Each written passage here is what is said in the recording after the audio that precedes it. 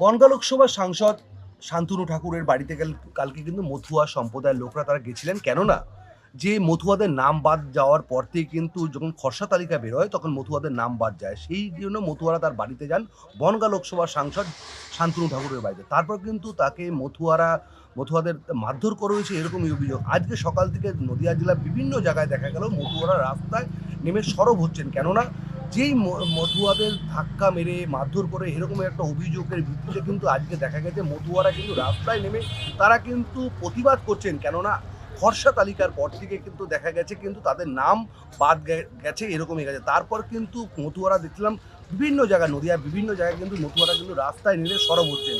আমরা এখানে রানাঘাটের যে বিজেপি বিধায়ক অসীম বিশ্বাস তার সাথে আমরা কথা বলে নেবো এই মতুয়ারা কেন রাস্তায় সরব হচ্ছেন। মধ্য সম্প্রদায়ের মানুষ ভীষণভাবে খুশি।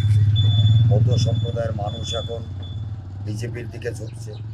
স্বাভাবিক কারণে মমতা বালা রাজ্যসভার সাংসদ, তিনি দেখছেন তার পাশে যারা ছায়াসঙ্গী হিসাবে মতুয়ার দলপতি গোসাই গোবিন্দ যারা ছিল আজকে তারা তার থেকে সরে আসছে। তাই গতকাল প্রেক্ষাপটে এখনো পর্যন্ত পশ্চিমবঙ্গের কোথাও মতুয়ারা রাস্তায় নামেনি, আর নামার প্রশ্নই নেই, কারণ মতুয়াদেরই নাগরিকত্ব দেওয়ার জন্য আইন পাশ হয়েছে। এদিকে একটা অভিযোগ আসছে যেটা হচ্ছে যে পরিকল্পনা মানে আরএসএস পরিকল্পনা করেই মারধর করা হয়েছে মতুয়াদের এরকম অভিযোগ করছেন এটা স্থানীয় তৃণমূল কর্মীরা বা তৃণমূল অভিযোগ করছেন। কি বলবেন? মানে তৃণমূলের তো এখন বিদায় ঘন্টা বেজে গেছে। কোনো রাস্তা নেই, কোনো লোক নেই, কোনো কিচ্ছু নেই, কাউকে পাচ্ছে না। স্বাভাবিক কারণে এখন কোনো না কোনো একটা অছিলায় মানুষকে বিভ্রান্তি করার চেষ্টা করছে। সিএতে হাজারো হাজারো মানুষ, লক্ষ লক্ষ মানুষ সিএতে তারা আজকে আবেদন করছে। তো স্বাভাবিক কারণে তারা নাগরিকত্ব অনেকে পেয়ে গেছে। অনেকের কৃষ্ণনগর ডিএলসিতে হেয়ারিং চলছে।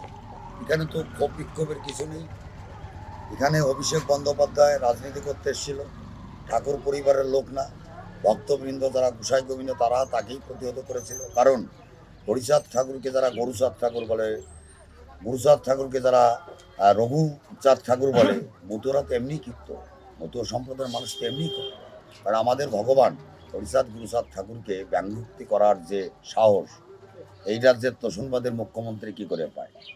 গতকালকের যেটা ঘটনা ঘটেছে সম্পূর্ণ পরিকল্পনা মাফিক। মমতা বালা রাজ্যসভার সাংসদ, তার গড়ে ধস নেমেছে এবং ২৬ সালে তার যে কন্যা সুকন্যা, সেও যে পরাজিত হবে। কারণ ২০২৫-এর যে বাই ইলেকশন হয়েছিল সেই ইলেকশনে মানুষ ভোট দিয়ে তাকে জেতায়নি। জোরপূর্বকভাবে বিশ্বজিৎ দাসের নেতৃত্বে যে সমাজবিরোধীরা একত্রিতভাবে বুথ দখল করে ভোটে জিতিয়েছিল, তাই ২৬-এ বাগদা বিধানসভা কেন্দ্রে তার সুকন্যার পরাজয় নিশ্চিত এবং তৃণমূলের বিসর্জন নিশ্চিত। দেখো, যেটা জানা গেছে যে তিনি বলেছেন যে এইটা নিয়ে রাজনীতি চলছে সেরকমই বলছেন। মতুয়ারা কিন্তু মতুয়াদের যারা যারা মারধর খেয়েছেন সেটা কিন্তু মতুয়া নয় এরকমই অভিযোগ করছেন, বিজেপির তরফ থেকে অভিযোগ করছেন। বুঝে থেকে বিশ্বজিৎ আর প্লাস।